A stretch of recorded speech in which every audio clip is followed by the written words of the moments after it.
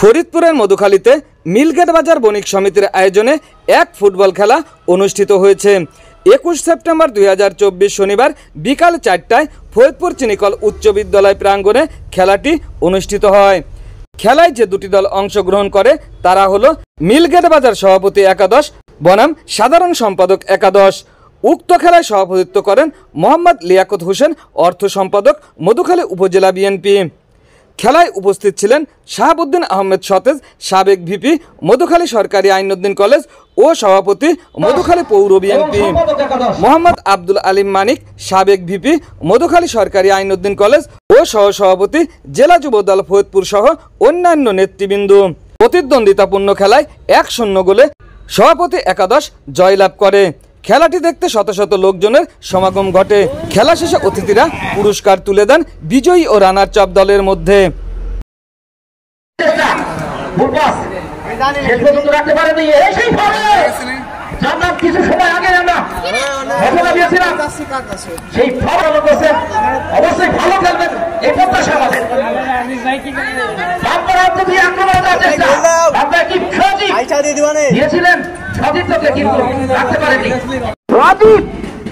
রাকিব কিন্তু এখনো তার আয়ত্তে বল রেখেছেন, তার প্রান্ত দিয়ে কাকে দেবে আমিরকে খুঁজছেন না, শেষ পর্যন্ত নিজের কাছে রেখেছেন। এখনো কিন্তু খেলোয়াড় থাকলে বিপদ সীমানার মধ্যে বল কিন্তু এখনো তাইজল কিন্তু তুলে মেরেছেন।